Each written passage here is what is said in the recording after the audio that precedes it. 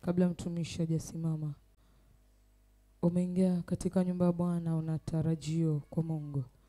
Eka akili yako yote kwa nyumba ya Bwana. Haleluya. Sote tuna waume wenye waume, si ndio? Wanauma, si ndio? Una simba ndani ya manyumba mengine, si ndio? Lakini huyo simba Bwana anajua jinsi ya kumtuliza. Ikiwa alituliza simba katika lile tundu Danieli hakuwezwa, atatuliza hata huyo wako. Eka maindi yako hapa ili upokee kwa jina la Yesu. Utoke na kitu, sio umetoka tu na umeenda umekuja alafu unarudi bure. Haleluya. Najua time iko kweli, si ndio? Lakini weka akili yako yote utoke na kitu. Mimi naamini katika neno Mungu ongea na mtu. Si lazima uwekele mkono. Lile neno lina uwezo kufungulisha mahali pakubwa. Ni jinsi tu wewe utakavyolipokea. Haleluya. Kwa hivyo weka tarajio. Bwana Yesu asifiwe. Ile tamanio lako kupitia neno Bwana na uwezo wa kujibu. Haleluya. Kwa hivyo sahau Bwana. Angalia Bwana. Amen. Wote ni mabwana lakini angalia Bwana. Haleluya Jacinta. Amen. Tumelewana. Tuweke tu mind zetu ziwe hapa. Pokee kuanzia mwanzo mpaka mwisho. Haleluya. Hivyo andaa makofi yako unapomkaribisha mtumishi wa Bwana. Tuko tayari. Muulize wenzako uko tayari. Hata inaweza kuwa kuna wengine wamefanya kuja tu. Hata waona uhakika kama uko kanisani.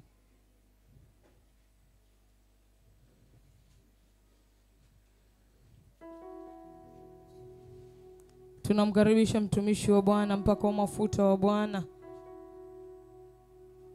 Haleluya. Piga makofi yako ni kwa ajili ya Pastor Peter. Piga makofi yako anapofika mahali hapa. Yeye anajua jinsi atakavyofanya. Piga makofi yako, shangwe na vigelegele kwa Yesu. Piga, sijaona makofi kipigwe. Mimi sina ile kupanga, sijui. Wewe tandika makofi, tutandika makofi, tandika makofi. Piga vigelegele sasa, piga vigelegele. Amen. Barikiwe. Unajua tuko na wivu. Acha wivu. Utahubiri wewe leo. Sasa nikwambia unajua hapo uhubiri unatatemesha miguu, mikono, mdomo. Ukiambiwa piga makofi hauwezi piga makofi. Hello. Hallelujah. Salimie wani. Usisalimie hivi. Amen. Jamani nisalimie tu, nisalimie. Mama si hivi, nisalimie tu. Amen. Hallelujah. Amen. Tunaenda kutoa design nyingine. Sema style nyingine. Amen. Kwa maana mbinguni wanapiga saluti wakiinama na kuinuka. Amen. Sahi kwamba tunamkaribisha mtumishi wa Mungu kwa style nyingine ya kiroho ya mbinguni. Amen. Ambia mwenzako ya mbinguni. Kama hajui kuinua mkono hivi, muinue. Amen. Amen. Hallelujah.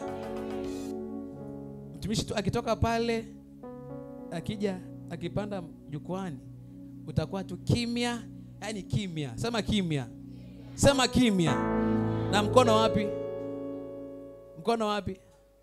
Si hivi, si hivi. Yani saluti ile ya komanda. Sema komanda. Amen. Utapiga kwa sahihi, utapiga akitoka pale akija tu, akifika hapa akienda ndio unapiga mikono yote, unaweka mikono yote chini alafu juu. Amen. Alafu kimya, macho mbele, tazama 1 2 3 twende mpaka atoke pale. Akiingia wapi? Madhabahuni. Amen. 1 2 3 twende. 2 3 4 piga saluti.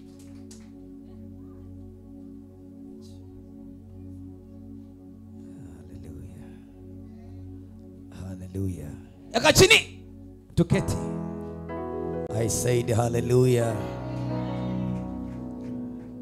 I'm glad this evening for a wonderful day that the Lord Jesus has given unto us. I want to bless you with one song. Bwana asifiwe.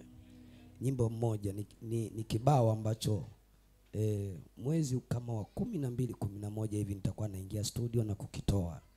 Nimesikia ndani ya roho yangu nikubariki nacho. Hallelujah. Gusa mtu mwambie ubarikiwe sana. Ubarikiwe sana. Wale wako na tenzi, studio nipatie volume ya mixer. Wale wako na tenzi ipo katika kitabu cha tenzi 64. Aha. Another volume. Naweza mpigia Yesu tu makofi mahali ulipo, pole pole tu. Unajua nyumbani kwa Bwana upo uwepo mwingi sana. Hakuna kilio wala mateso tena. Tumtazame Yesu aliyeanzisha kazi njema ndani yako, yeye ataikamilisha.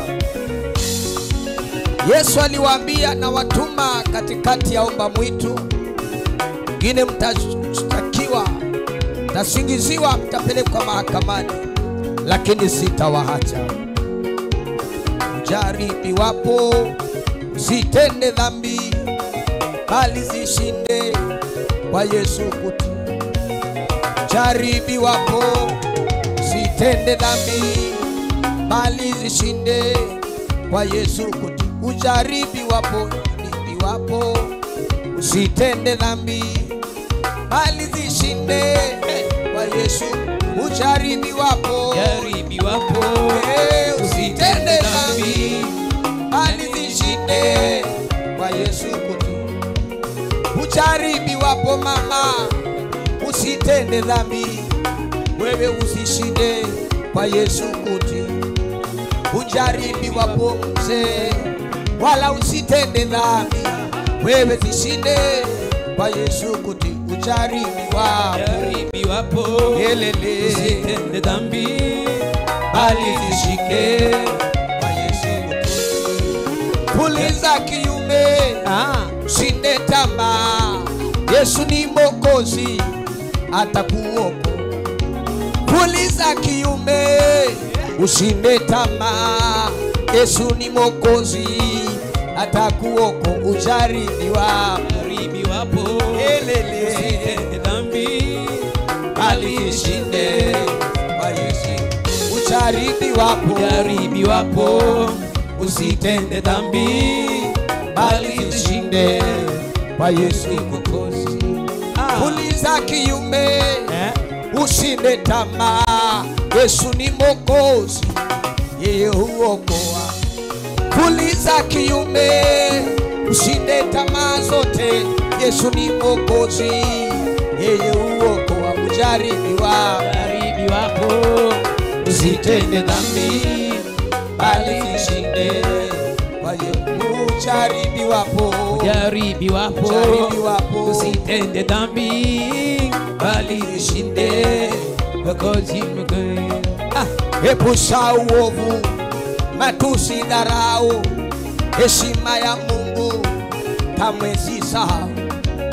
Epusha uovu, matusi, dharau, heshima ya Mungu kamwe sisahau.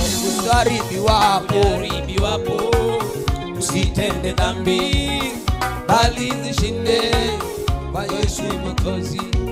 Fanya uhodari, uwe mpole, Yesu ni Mwokozi, atakuokoa. Uwe hodari katika kutenda mema, Yesu ni Mwokozi, huokoa. Ujaribiwapo usitende dhambi, bali zishinde kwa Yesu Mwokozi. Ujaribiwapo usitende dhambi, bali zishinde kwa Yesu Mwokozi. Pigia Yesu makofi mazuri mazuri. Kuna watu ambao wakiingia katika jaribu wanamsahau Mungu wao, wanaisahau ahadi ya Roho Mtakatifu aliyowaekea. Wengine wanajipata wameingia katika mtego wa manunguniko, Wengine wanajipata wameingia katika vikao vya masengenyo na masimango. Dada mpendwa, ndugu uliye hapa, unaposikia wimbo huu, unapoingia katika majaribu, tambua kwamba huo ni mtihani ambao Bwana amekuruhusu ufanye, na baada ya mtihani huo kuna nafasi nyingine Bwana anakupea. Hivyo usijaribu kutenda dhambi, usije ukamkosea Mungu. Angalia mtumishi wa Mungu Ayubu, akaambiwa ni mke wake, wewe sasa imefika mahali utukane Mungu wako ufe. Lakini Ayubu alisimama. Ayubu akasimama na Mungu wake, maana alijua ya kwamba anaokoa, anajua ya kwamba anaokoa. Pe Yesu makofi mazuri, pigie Yesu makofi. Aya ya ya ya aya. Inua, inua Yesu, inua Yesu, inua Yesu, inua Yesu, inua Yesu, inua Yesu, inua Yesu, inua Yesu, inua Yesu, inua Yesu, inua Yesu, igelegele. Haleluya. Zegede, zegede, zegede, zegede, malalo kutumba kutumba loko samba ya zambe. Dani wa moyo, malalo kutumba kulandira mfalme ya zambe. Dani wa moyo, nalia meni sailo na mfalme ya zambe. Dani ya Yesu, Dani ya Yesu. 1, 2, 3, come on top, Jesus. Hallelujah. Amen. Tafadhali naomba sauti kidogo hapa. Jumapili ukija tunaimalizia hiyo nyimbo, bado stanza kama 2 hivi. Mwambie mwenzako Jumapili usikose. Hallelujah. Thank you. Hebu inua mkono wako mmoja mbele za Bwana. Father, we are ready for you to minister unto us. We bless your holy mighty name. Angalia kusanyiko hili limekuja tu kwa ajili ya kulisikia neno lako. Ondoa picha yangu mbele yako, lakini yako ionekane mbele yao.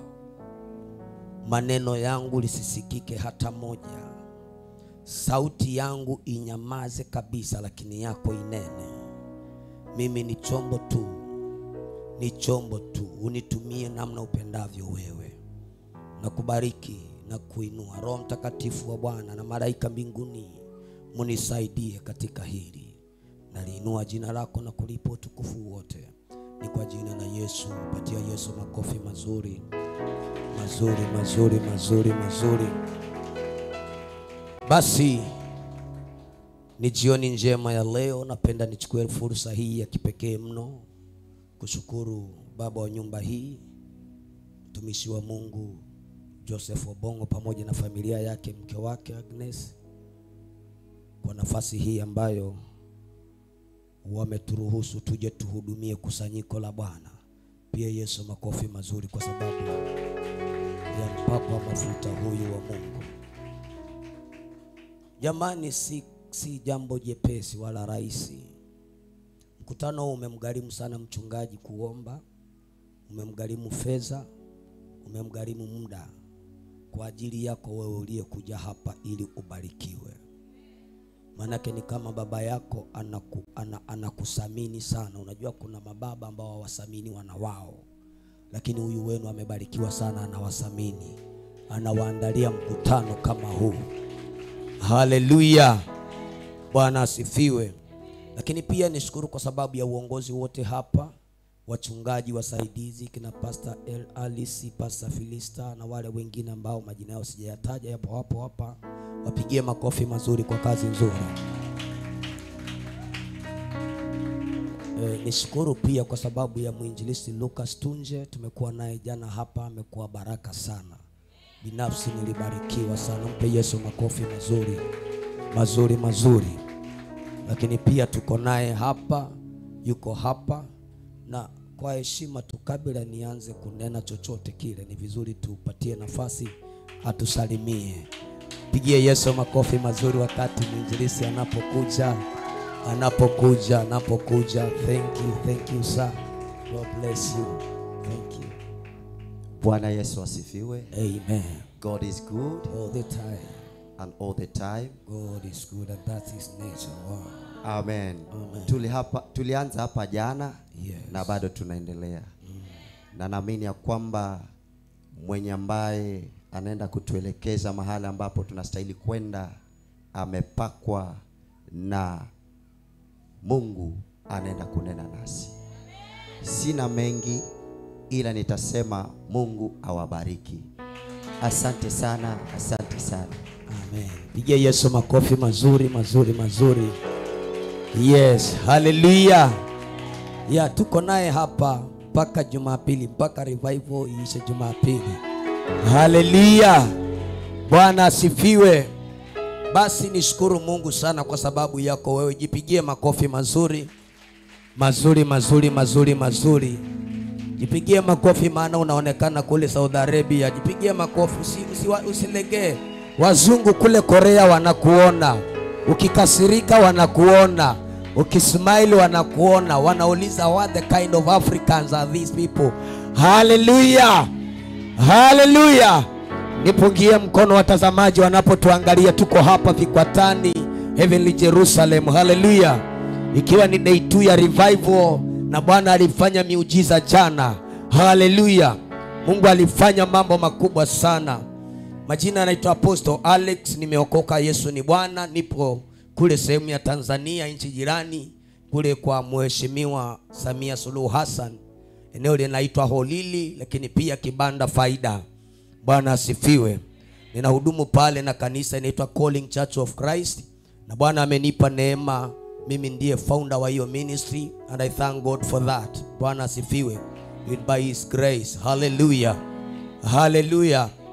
Timu yetu inazungumza kwa habari ya utukufu wa mwisho kuwa mwingi. Maana ni kwamba uregesho wa utukufu wa Mungu katika nyumba yake. Hallelujah. Maybe nikueleze, uenda ukawa huelewi nini kinamaanisha utukufu. Musa akamuuliza Bwana, tutawezaje kwenda usipoenda nasi? Akamwambia Mungu ya kwamba mkono wako usipoenda nasi, sisi hatutaweza kuenda. Maana yake ni kwamba ni utukufu wa Bwana. Utukufu wa Bwana ukiwa juu yako, hakuna vitu havitakushinda, maadui hawatakushinda, kwa sababu ukiwa na utukufu wa Bwana, there is a peace in that house. Hakuna amani pale pale. Sema amen. Hallelujah. Kuna watu hapa utukufu wa Mungu uliondolewa kwao. Hakuna watu hapa heshima yao iliondoka. Lakini nataka nikuahidi kabla ya revival ya leo, kile kilichukuliwa lazima kirudi kwako. Kile walichukua lazima irudi kwako.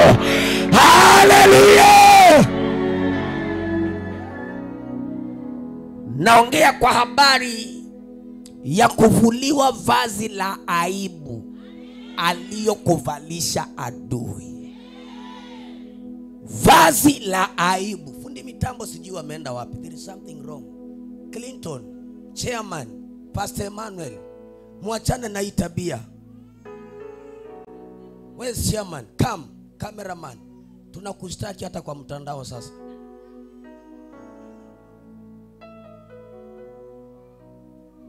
Bwana amenibariki na wito wa utume. I'm an apostle. Vazi waliokuvalisha la aibu. Vazi ni nini? Vazi ni kitambulisho kinachomtambulisha mtu. Bwana asifiwe. Vazi ndio linakutambulisha who you are. In every area you go and every place you enter. Vazi. Na ndio maana maaskari wetu wa Kenya wana mavazi yao. Sijui kama tunaelewana. Vazi la daktari aliweza kufanya kule station polisi. Bwana asifiwe. Hallelujah. Vazi la hospitali aliweza kufanya huku kwa kanzo. Kristo ainuliwe. Vazi likichafuliwa ama likivuliwa juu yako, wewe umewachwa mtupu, alafu ule sasa utukufu wa Mungu unaondoka. Bible inasema Yesu akaenda mlimani akaomba, na alipokuwa anarudi wanafunzi wake hawakuweza kuhimili mwanga aliokuwa nao Kristo Yesu, kwa sababu vazi lake lilijaa utukufu wa Mungu. Sijui vazi lako limejaa nini. Wengine wamejazwa nini wanaitwa nini, wamejazwa visirani, balaa na nuksi. Wengine wako na mavazi ya aibu hapa.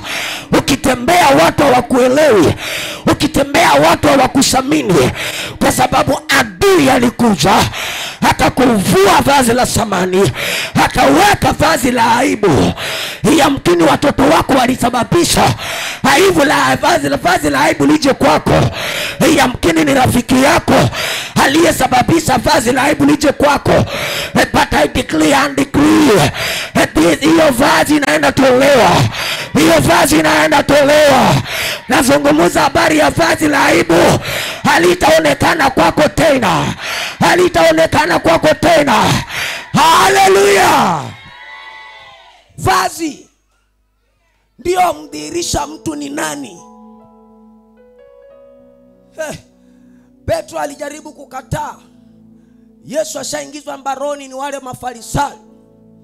Petro anajaribu kukwepa, lakini akamwambia hapana, hata ukatae kuongea kwako kunafanana na huyu jamaa, kuvaa kwako kwa fanana na huyu, hata kutembea kwa fanana na huyu. Shetani alikuvalisha vazi la aibu kiasi ya kwamba hata kijijini hawakutambui kama umeokoka, kiasi ya kwamba hata wapangaji wenzako hawaamini kama umejazwa ni Roho, kwa sababu kuna vazi la aibu ambalo ulivalishwa bila wewe kujua. Bwana amenituma kwako jioni ya leo nije nikwambie hilo vazi linaondoka. Nazungumza habari linaondoka. Ninasema litaondoka. Hilo vazi linaondoka. Lile walikuwekea vazi la madeni, hilo linaondolewa. Vazi la kudharaulika, hiyo inaondolewa. Vazi ya kung'ang'ana, hiyo inaondoka. Kuna watu wanang'ang'ana kibiashara, hakuna watu wanang'ang'ana kimaisha, hakuna watu wanang'ang'ana kihuduma, lakini hiyo vazi likiondoka, utukufu unakuja. Vazi likiondoka, utukufu wa Bwana unakuja juu yako. Kinachozuia utukufu wa Bwana ni vazi waliokuvalisha. By the grace of God, hiyo vazi lazima iondoke. Hiyo vazi lazima ikuachilie. Kuna watu walivalishwa vazi la kukataliwa. Kila ukiingia kwa uchumba unavunjika, kila ukiingia kwa ndoa inakatika. Hilo ni vazi amekuwekea adui. Hiyo ni vazi mchawi amekuwekea. Lakini jioni ya leo mbingu inasema inaenda kuvua. Mbingu inasema inaenda kuvua hilo vazi aliyokutoa. Jesus anaenda kuitoa. Lazaro akatolewa sanda, akaambiwa mfungueni sanda, akafunguliwa sanda.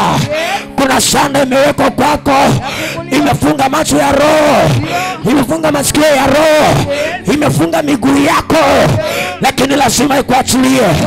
Lakini makao ikuachilie. Hiyo ni lazima ikuachilie.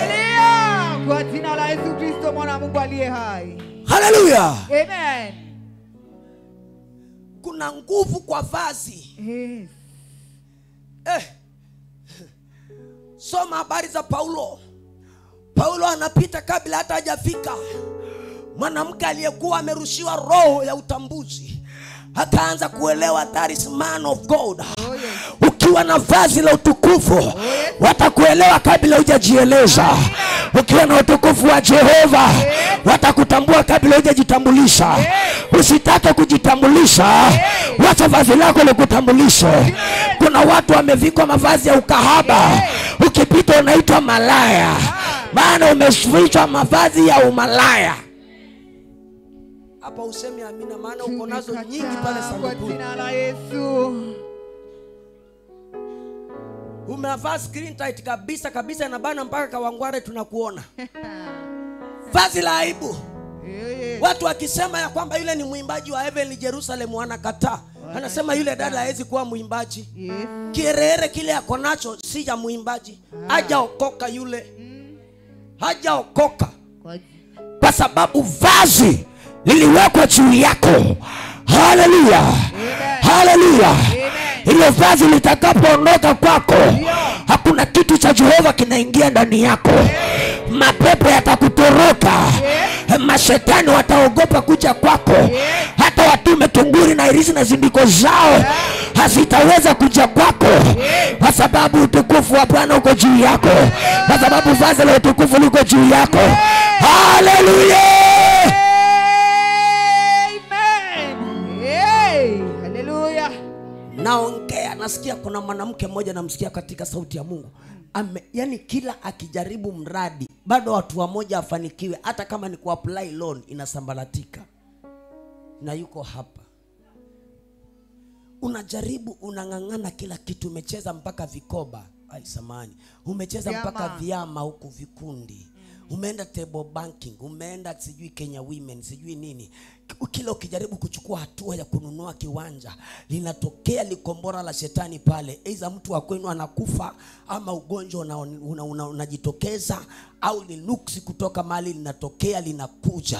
Hiyo kitu inakuwa diverted. Na hiyo mtu amejaribu mara 3, na kila akijaribu inashindikana. This is not a problem. Huyu mtu si shida ako nayo, ni kuwa kuna vazi la aibu limewekwa pale. Miaka nenda miaka rudi, uko pale pale, wakienda wakija wanakupata pale, kwa sababu umevalishwa vazi la aibu. Lakini jioni ya leo mbingu imekubali uondolewe hilo vazi. Mbingu imeruhusu malaika akutoe hilo vazi. Haleluya. Zakaria. Yes. Tembea nami kitabu cha Zakaria sura ya 3 mstari wa kuanzia 1 pale. Zakaria chapter number 3 and number 1. Tusome maandiko pale matakatifu. Zakaria, msomaji mzuri. Zakaria. Yes. Jamani tufanye haraka, kama wale wamepika wapee mwingine. Zakaria.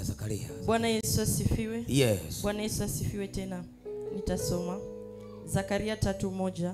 Kisha akanionyesha Joshua, kuhani mkuu. Joshua ni kuhani. Mungu anaongea na malaika wa Bwana. Malaika anaongea kwa habari ya kuhani anaitwa Joshua. Bwana asifiwe. Amen. Akamuonyesha kwa habari ya Joshua, kuhani mkuu. Amesimama mbele ya malaika wa Bwana. Amesimama mbele ya malaika wa Bwana. Na shetani amesimama mkono wake wa kuume. Shetani naye wala haogopi malaika, anasimama mkono wa kuume. Ngoja kidogo, tunahubiri na tunafundishana. Oh yes. Siku zote ukisoma maandiko inaongea kwa habari amekaa kiti cha kuume kwa Baba. Malaika Gabrieli akaja kwa upande wa kuume kwa Maria. Bwana asifiwe. Amen. Mikaeli alipotumwa alikuja kwa upande wa kuume. Lakini sasa ona huyu Yoshua, malaika amesimama upande wa kushoto, alafu shetani amesimama upande wa kulia. Imekuwa vice versa. Sijui kama tunaelewana. Hebu funguka sasa, transfer your mind hapa. Anasema malaika amesimama upande wa kushoto kwa Yoshua kuhani, lakini shetani amesimama upande wa kulia. Maana yake ni kwamba take over control ya huyu Yoshua. Maana yake anamcontrol. Bwana asifiwe. Amen. Haleluya. Na hapa ndio tunashangaa, mtu kajazwa ni roho, mtu anatoa nabii, mtu anafanya anangoa, mtu anahubiri, lakini bado ako katika stagnation stage. Pasa jana alihubiri hilo ikanigusa sana. Unangangana kwa sababu kuna mtu amesimamia right hand yako. Bwana asifiwe. Amen. Haleluya. Amen. Unashindwa ni nini? Mbona ninatoa sadaka sana? Mbona ninafunga sana? Yes. Kwa nini huduma tunafanya sana? Ndio. Lakini maisha yangu bado yako pale pale. Chumba ni kile kile, miaka 5 imepita, Yes. miaka 10 ni pale pale. Ndio. Mbona hata hamna mabadiliko? Biashara inakomalia tu pale pale, wala haiongezeki, haibadiliki, haiendi mbele. Shida ni nini? Shida ni kwamba shetani amesimama upande wako wenye nguvu. Vazi la aibu ni baya sana. Oh yes. Wengine sisi tunapotuona tunahubiri hapa tumepitishwa mambo makubwa sana. Shetani ametutapakanya akatuchafua mpaka kwa mitandao. Lakini kwa sababu Mungu yuko. Amen. Wakati ukafika vazi likavuliwa. Wow. Oh yes. Nasema utukufu wa Bwana utakuja juu yako. Na utaondoa hiyo vazi la aibu. Watakuvalisha vazi jipya. Malaika anasimama upande wa kushoto jamani. Hakuhani yuko pale. Yoshua, shetani anasimama upande wa kulia. Kwa nini asimame upande wa kulia? Kwa sababu kuna kitu kimefanyika. Nimekwambia vazi umtambulisha mtu. Ndio.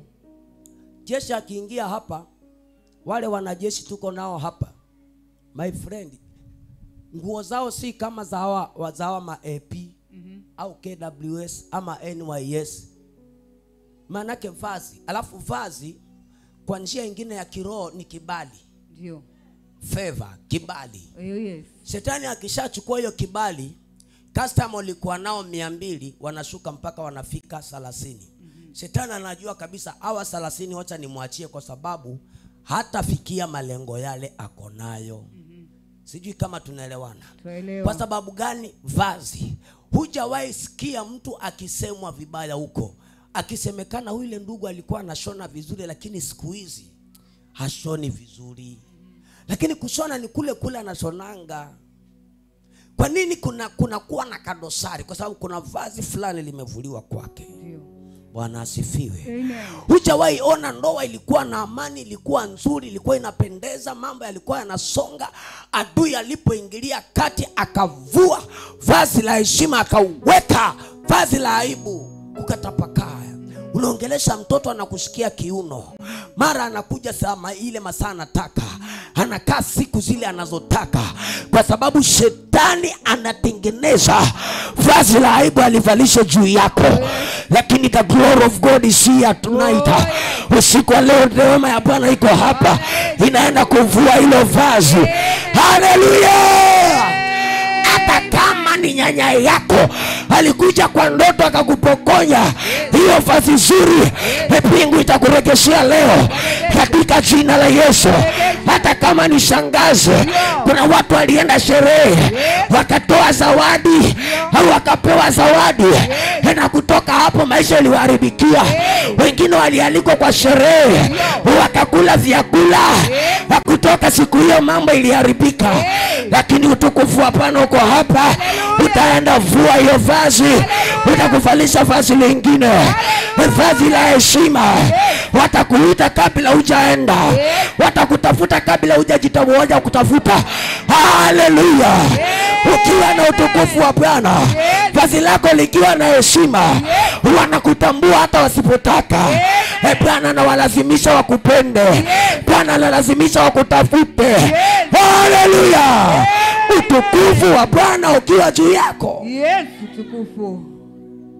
Endelea hapo. Yoshua, kuhani mkuu. 2. Bwana akamwambia shetani. Bwana anaongea na shetani. Bwana na akukemee ewe shetani. Bwana akukemee ewe shetani. Naam. Naam. Bwana aliyechagua Yerusalemu. Aliyeichagua Yerusalemu. Na akukemee. Na akukemee. Je, hiki si kinga kilichotolewa motoni? Malaika anauliza shetani, huyu kuhani sio kinga kimetoka kwa moto? Kuna watu hapa mkiwa hapa kanisani mko fire Yes. sana, lakini ukifika nyumbani kwako ule moto unazima. Oh, come on. Ukifika kwa hiyo kijiji moto unapoa. Malaika anauliza shetani, je, hiki sio kinga kitokacho kwa moto? Shida si kuhani, Shida ni mavazi aliyovalishwa. Sijui ni vazi gani wamekuvalisha wewe. Sielewi ni nini kile wamevalisha juu yako. Lakini Bwana ataenda kukiondoa. Haleluya. Malaika anauliza shetani, hiki sio kinga cha moto? Hiki sio kinga cha moto? Maadui zako wataanza kuulizana. Nasema wataulizana. Waulize, huyu sio mama fulani kweli? Mbona amebadilika? Mbona amemaliza ile nyumba tuliyosema hata nyumalisha?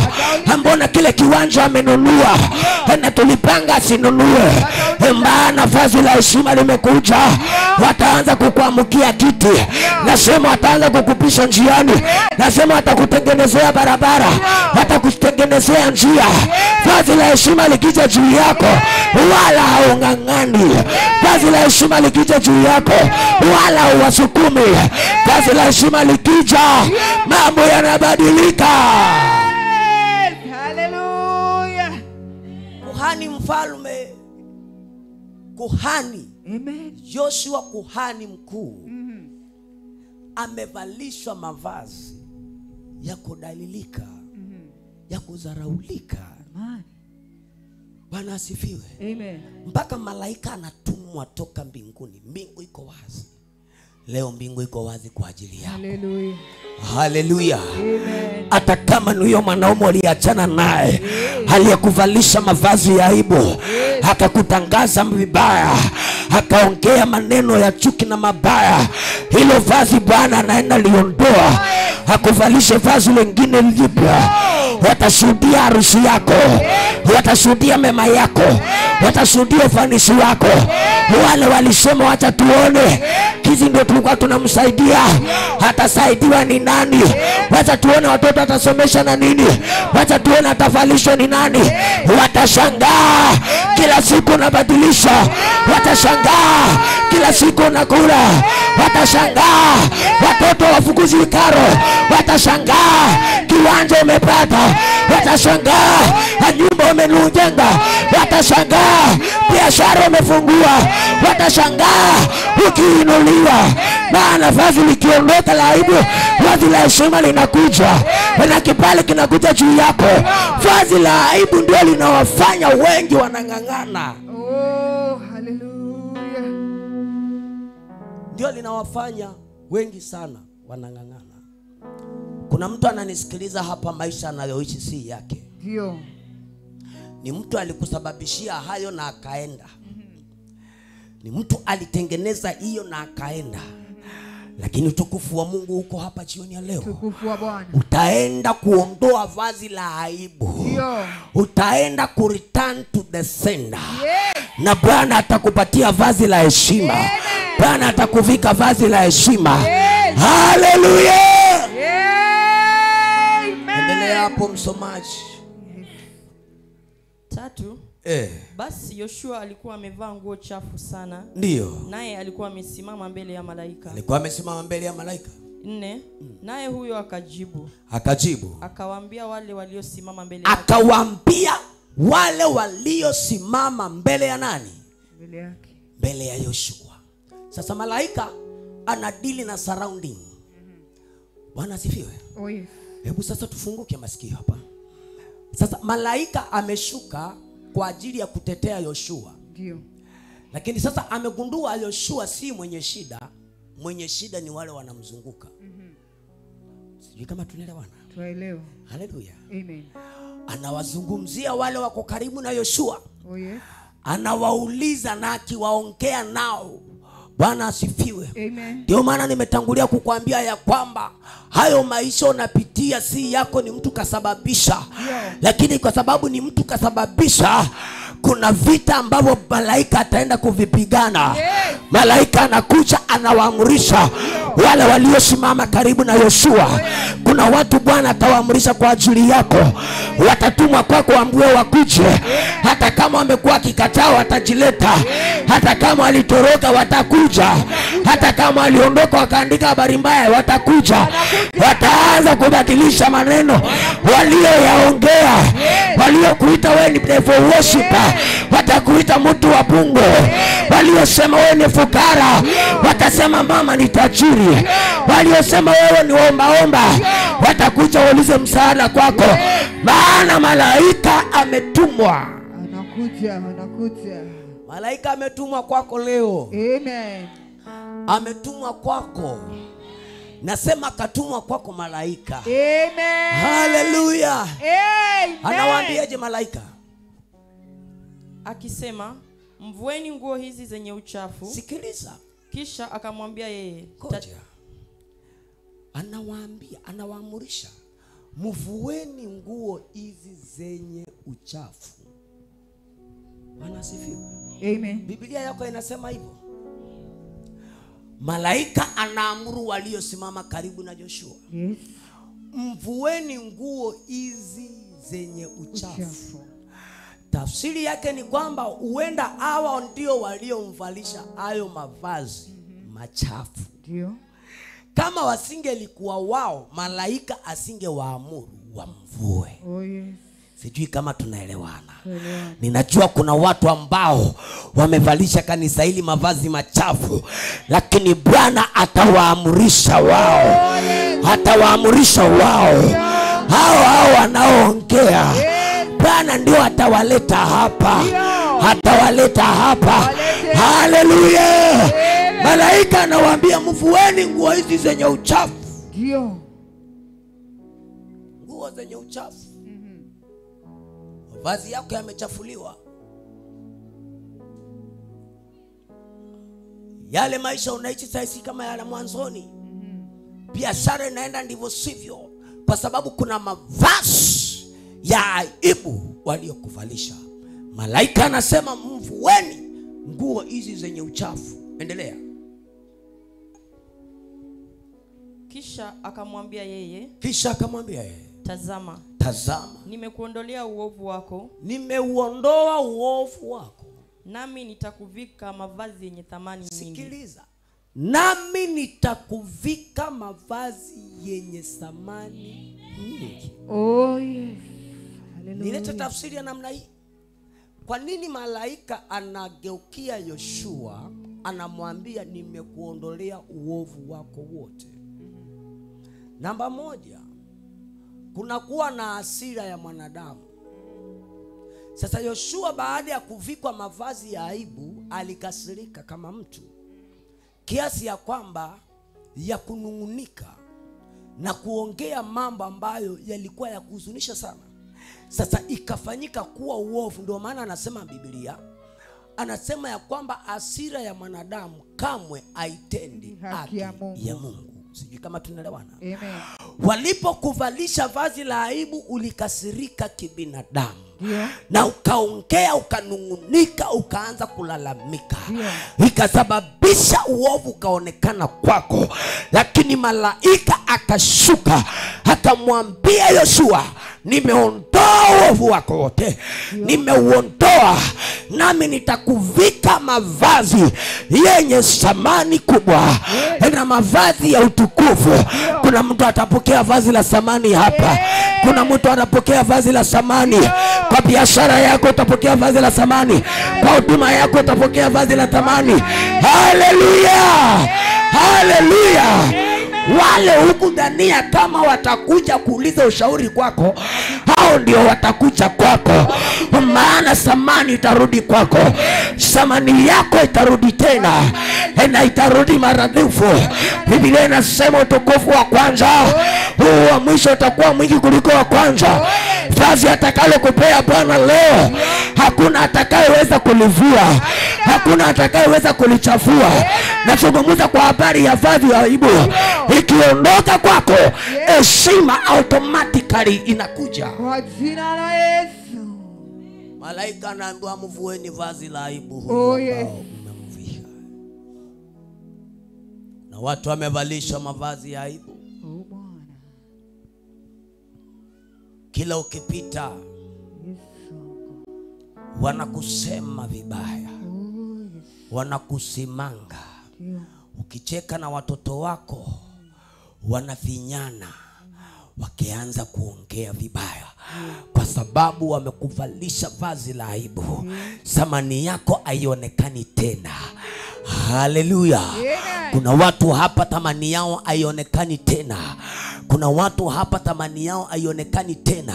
Jana tulikuwa tumekaa hapa na mama Toboa, binti mmoja tuliyemfanyia deliverance hapa, akaongea kwa habari za uchungu ndani ya moyo, lakini akashuhudia toka Jumapili ya kuje mtoto wake amekuwa akisumbuka siku za nyuma, wala halali, anapiga kelele, anashtuka, lakini after service ya Jumapili watoto analala vizuri, analala vizuri, analala vizuri, analala vizuri.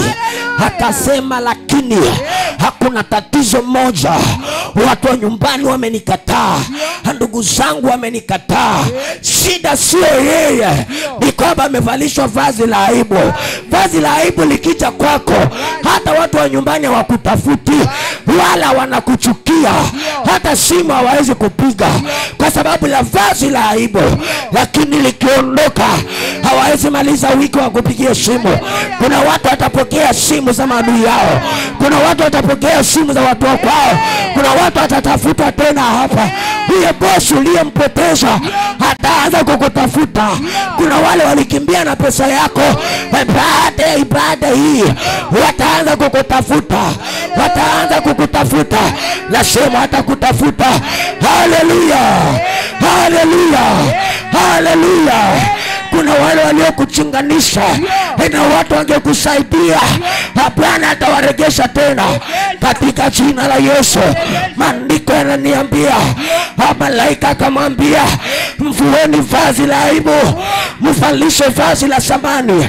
Kuna watu watavikwa vazi la thamani hapa katika jina la Yesu. Hiyo ofisi aliyokukataa, Bwana atakurejesha tena. Hiyo ofisi aliyokukataa, hiyo kampuni waliyosababisha kuvutwa, vazi la thamani likija, unaandikwa ni kampuni kubwa.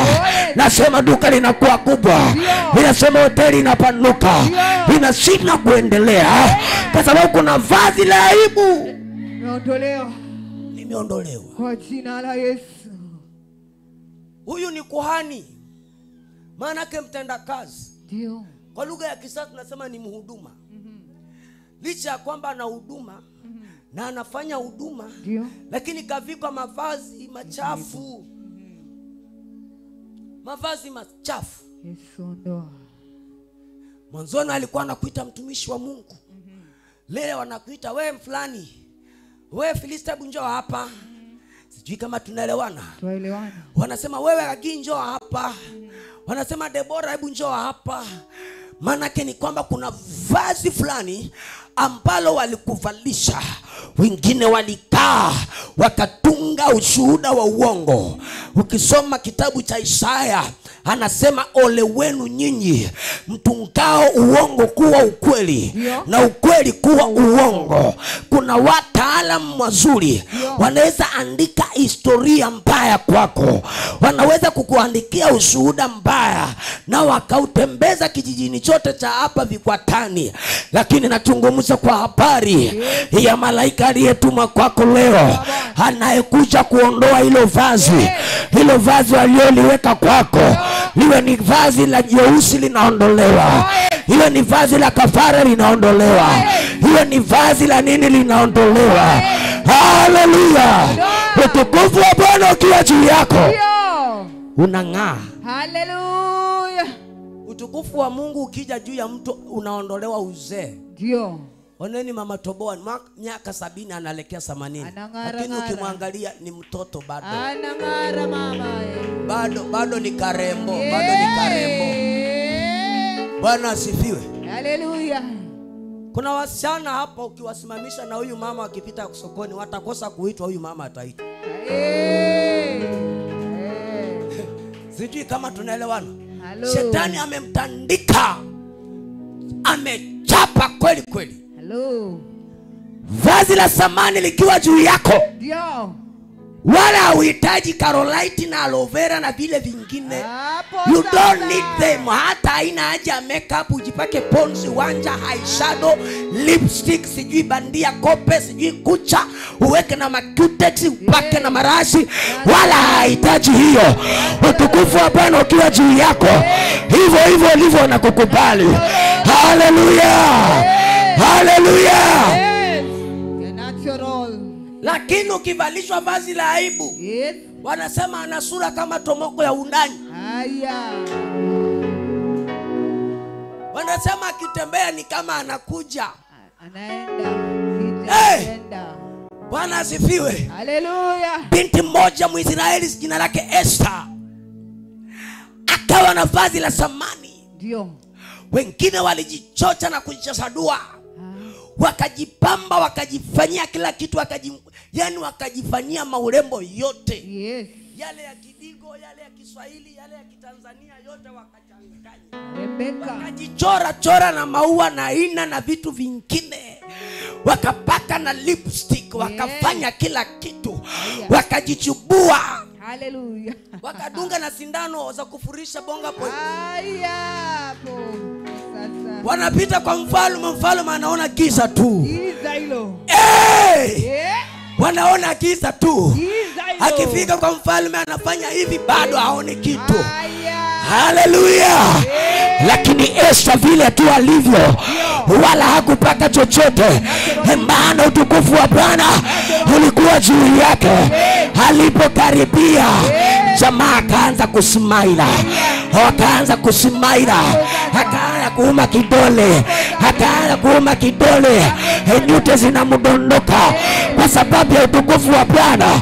Utukufu wa Bwana ukija juu yako, wale waliokukataa wataanza kukutamani. Hallelujah. Esther akapata kibali kwa sababu ya mavazi ya samani, kwa sababu ya mavazi samani. Hallelujah. Esther anakaribia kwa mfalme, hajafika hata mtoto wa Kikamba huyu. Natural beauty. Mtoto wa Kijaluo, mtoto wa Kihindi, wa Kiluya, wa Kitaita. Wala haja ongeza. Bwana asifiwe. Hajaweka high heels. Baka hata wengine wanashindwa kutembea nazo. Hallelujah. Jamaa aliingia na kirikiri zake, akaingia na mikalia yake, akaingia na sando zake. Labda pengine hakuwa na kiatu kizuri kama chako, labda hakuwa na sura nzuri kama yako, labda sura yake haikuwa inapendeza, lakini utukufu wa Bwana ulipokuja juu yake, Bwana alimpendezesha. Bwana alimpendezesha. Nasema utukufu wa Bwana ukija juu yako, Bwana anakupendezesha, anakutengeneza, anakutengeneza mavazi ya samani. Hallelujah. Daudi kijana mdogo sana anayechunga, ametumwa apeleke chakula, si kupigana. Ndio. Amefika akakuta jijamaa kubwa Goliathi anatukana Israeli. Akasikia hasira, akataka kujua kwanza nini afanyiwe atakayeua huyu kisirani. Ndio. Shida yako unapigana vita ambavyo havina target. Umeishia tu maisha vita lakini you don't have any target. Daudi akajua, maana alijua ya kwamba huyu jamani namuua. Ndio. Na ili nisitoke bure hapa, lazima nijue huyu jamaa atanipa nini. Hallelujah. Akaendea Sauli akamuuliza nini atafanyiwa atakayeua huyu.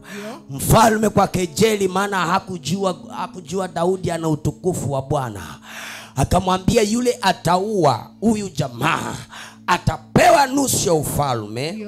Hiyo ni ya kwanza, maana yake ni mali. Ndio. Lakini pia atapewa binti ya mfalme for free. Free. Yes. Binti ya mfalme. Sasa kama mfalme amekupatia nusu ya ufalme na alafu akakupatia binti yake, si amekuruhusu wewe mfalme? Kabisa. Sauli akaongea kwa kejeli, hakujua, hakuelewa nini anaongea naye. Daudi akamwambia ni sawa. Akakimbia Yordani kuokota mawe 5. Goliathi alipoona kajamaa kamepenya akasema haka kaezani na mimi. Akarudi na koleo ile fimbo ya zamani ile fimbo ya zamani. Wakamba tunasema kikudha. Ile ya zamani ile unaweka jiwe pale unazungusha alafu unaiachilia. Jamaa Daudi anazungusha, Goliathi anafikiria ni kama jamaa anafanya mchezo. Nasema kwa jina la Yesu, wakati utakapoingia kwa maombi, maadui zako watachanganyikiwa. Daudi akazungusha. Alipozungusha akaachilia. Alipoachilia, kwa sababu kadri alivyozungusha Daudi ndio giza linaendelea kutanda kwa Goliathi. Ninasema leo giza litapiga macho ya watu wa maadui zako, watapofushwa leo. Haleluya, haleluya. Giza ikajaa kwa Goliathi. Daudi akaachilia kwa sababu alikuwa na utukufu. Utukufu hapana ukiwa juu yako, adui zako wanapofuka. Vio vyao badala ya kuonyesha vinaonyesha giza. Wanaona watoto wao wenyewe. Utukufu hapana ukiwa juu yako. Hata kuendea kwa mganga, wakikuita mtoto wao anaitika, wakikuita mtoto wao anatokelezea. Maana una vazi la utukufu, una vazi la heshima. Daudi akapiga Goliathi kwa sababu ya vazi la heshima. Haleluya, vazi la heshima likiwa juu yako, ndio wala ungangani. Kwa jina la Yesu. Ungangani, hakuna kungangana. Unawasanya maadui zako wote pande nne zote za dunia. Oh yes. Unamwambia wewe adui yangu uliye kaskazini kuja hapa. Wewe kusini kuja hapa. Magharibi kuja hapa. Bwana asifiwe. Amen. Kuja hapa, wanakuja. Alafu unawateketeza wote kwa pamoja. Kwa moto wa Yesu. Haleluya. Amen. Vazi la aibu likiondoka kwako, oh yes, unapata kibali. Amen. Unapata kibali. Haleluya. Nasema unapata kibali. Haleluya. Kuna watu hapa kabla revival kuisha, yes, mtaanza kutafutwa. Oh yes. Wataanza kuwatafuta. Nasema watakutafuta. Na ulisema watakutafuta. Yes. Haleluya. Wale waliokukimbia watakukimbilia. Oh yes. Kwa sababu ya vazi la nini? La utukufu. Wanakuja. Vazi la utukufu linamfanya mtu anakuwa imara. Amen. Ndio maana anaongea kitabu cha Isaya, anasema ya kwamba wale waniamini yao wataruka kama tai, watakimbia wala hawatachoka wala kuzimia. Oh yes. Kwa sababu utukufu wa Bwana uko juu yao. Kuna vazi jipya Bwana anataka kuvalishe. Tikisa mtu mwambie pokea vazi jipya. Pokea vazi jipya. Kama hakuelewi geukia mwingine mwambie pokea vazi jipya. Haleluya. Kila walivalisha kwako kitaondoka. Amen. Bwana asifiwe. Amen. Kuna watu walifunganishwa ndoa za kiroho hapa. Mtaona saa hii hapa. Gusa mwenzako mwambie leo ni fire. Leo ni fire. Leo ni fire. Fire. Ninaangalia masana wahurumia maadui sana. Yes. Haleluya. Yes. Haleluya. Amen. Alafu Jumapili tutaomba na masingu dadi na masingu mother wote hapa. Bwana asifiwe. Hapa. Wako wapi? Na tutaomba na wakazi wote hapa. Amen. Bwana asifiwe. Amen. Ilo vazi aliyokuvalisha lazima liondoke. Kwa jina la Yesu. Haleluya. Amen. Sema amina. Amen. Inua mkono sema Yesu. Yesu.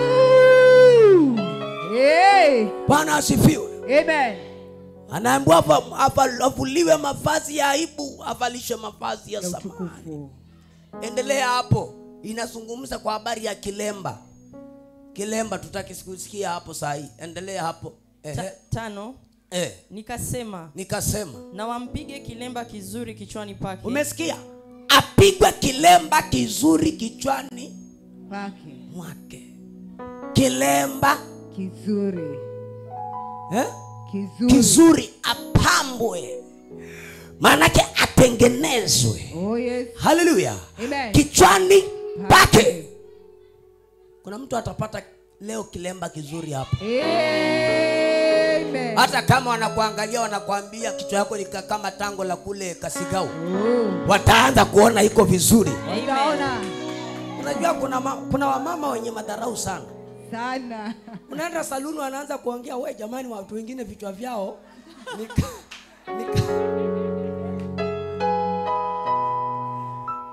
anasema mtu ana kichwa kikubwa hata inaingia pisi 50 peke yake. Haleluya. Lakini Bwana ataenda kukitengeneza. Bwana ataenda kuvalisha kilemba kizuri. Ataenda kukupiga kilemba kizuri. Kilemba cha samani. Utawekelea wigi ambayo hawezi afford. Yes. Ile hawezi afford. Yes. Na wamama wa Vikwatani wacheni kukaa washamba. Acha hiyo. Leta hiyo. Acha hiyo. Mama leta hii handbag yako hapa. Saa ingine fanya vitu prophetically. Oh yes. Hiyo handbag yako hapa mama, tafadhali. In Jesus name. Pole. Kwa jina la Yesu. Hii handbag imetoka benki. Imetoka benki. Ni benki kubwa gani? World Bank ama ni gani? Bwana asifiwe. Saa ingine weka vibinda vya mtoto hapo, weka na leso, weka na kitu hapo, ng'ara vizuri, vaa nguo ya ujumbe, weka hapa, pita karibu na wao. Pita karibu na wao. Pita tu karibu na wao ili wakere. Pita tu hapo. Haleluya. Amen. Haleluya. Simama karibu na wao hapo. Ndio. Ingia kwa bucha ama uingie kwa ile duka yenye nguo nzuri kabisa. Haya. Nguo ya harusi. Ndio. Bwana asifiwe. Amen. Ingia hapo kwa maduka ya magauni. Ulizia ile latest. Muulize muuzaji ile nguo latest ni gani hapa. Niko na international wedding this year. Hallelujah. Hallelujah. Mwambie niko na international wedding this year. Nataka lile gauni kile latest kabisa. Ndio. Na uulize ile pete ya samani hapo kabisa. Unajua kiingia kwa duka lazima upime nguo uijaribu kama inaingia. Sasa hiyo hauna hata shilingi 50. Muulize muuzaji, unaweza niruhusu nipime? Pima hiyo.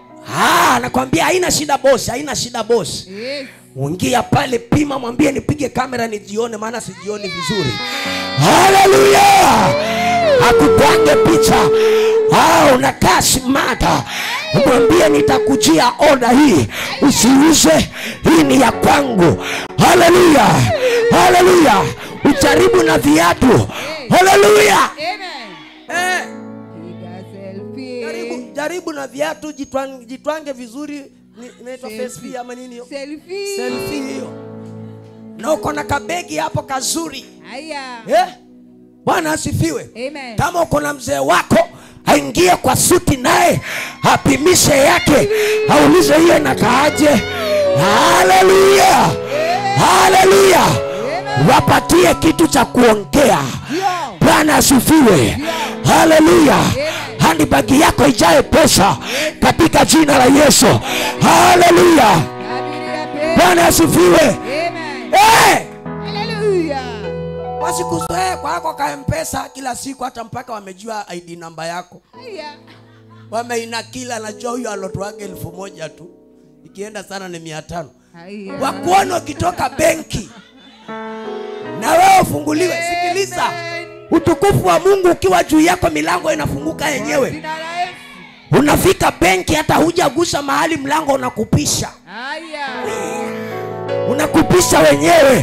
Unakupisha wenyewe kwa sababu utukufu wa Mungu. Ninasema utaingia kwa malango yao, watakupisha wenyewe. Haleluya. Vazi la aibu likiondoka, heshima inakuja. Haleluya. Wasikuzoee na msongo mmoja. Mpaka wakikuona na kuambia mama Abuja yule anakuja. Saa ingine wekelea crochet hapo. Wasumbue akili zao. Wachanganye. Bwana asifiwe. Weka makeba hapo. Wekelea hapo. Bwana asifiwe. Haleluya. Utukufu wa Bwana ukija juu yako, anakupatia vazi la samani. anakupatia kilemba kizuri. Utapita kwao, wataanza kukuita. Haleluya. Amen. Wow. Hallelujah. Bwana asifiwe. Amen. Usipendeke kuenda mbio mbio sana kama maskini anayewania. Pole Pole tupita pole kwao. Taratibu. Pole watakupisha wenyewe. Amen. Wanakupisha tu wenyewe. Hallelujah. Haleluya. Taratibu. Haleluya. Amen. Wanakupisha wenyewe. Yesu akapita katikati ya maadui, wala hawakumuona kwa sababu alikuwa na utukufu wa Mungu. Na wewe ukipita katikati yao, katikati ya maadui utapasua hapo, katikati ya tunguri zao utapasua hapo, katikati ya mairizi zao utapikia hapo. Haleluya. Haleluya. Utapita katikati yao. Simama tuanze operation sasa. Amen. Glory be to Jesus. Utapita. Tapenya. Yes. Bwana asifiwe. Amen. Tutapenya katikati yao. Tutapenya. Bwana asifiwe. Amen. Tunapenya katikati yao. Weka viti vizuri. Nataka tuingie katika operation. Leo lazima uvue hilo vazi waliokuvalisha. Vazi la aibu. Tunavua. Waliokuvalisha. Tunavua. Inaondoka. Ndio. Bwana asifiwe. Amen. Walikuambia unajaza choo ya kwao bure, lakini this time round watakuletea pampers ya watoto, watakuletea vibinda vya watoto, watakuletea nguo za watoto. Bwana asifiwe. Amen. Wale wa mama ambao hawapataji ujauzito, nataka tufanye kitu kinaitwa prophetically. Munisikilize sasa. Munisikilize sasa. Amen. Bwana asifiwe. Amen. Sijui nini kinaendelea kule kwa wale mama wawili wale. Wana ibada yao. Wale wako pale katikati. Muimbaji na Asha hapo. I don't know what you are doing there. Wacheni hiyo. I'm talking. Bwana asifiwe. Amen. Jumapili wale wa mama ambao wana tatizo ya kizazi ya kupata watoto, waende wanunue nguo za watoto, wakuje nazo. Nguo za watoto. Amen. Kama unataka wa kike kanunue nguo za kike ukuje nazo. Kama unataka wa kiume nunua ukuje nazo. Amen. I'm telling you spiritually, niko connected katika spiritual. Bwana asifiwe. Na kuna vitu vitafanyika. Amen. Haleluya. Amen. Wale wanaotaka kujenga wachore mchoro mzuri, watafute mchoro mzuri kabisa wa nyumba ile wanataka. Haleluya. Amen.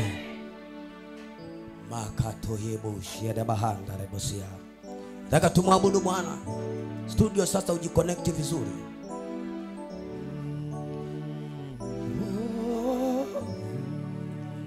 Ribaya nduri basiada. Nataka uweke imani yako hapa. Alafu usonge mbele, piga hatua moja mbele.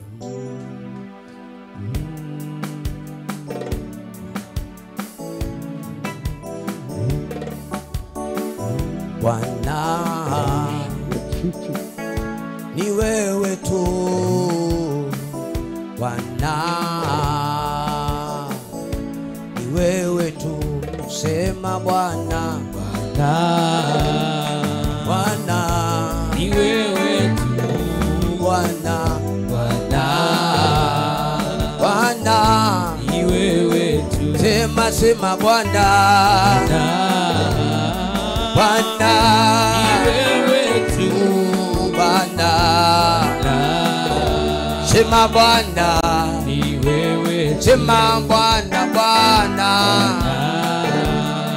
Bwana Ni wewe tu. Bwana ni wewe tu. Bwana ni wewe tu. Bwana ni wewe tu. Sema Bwana. Bwana Yesu ni wewe tu.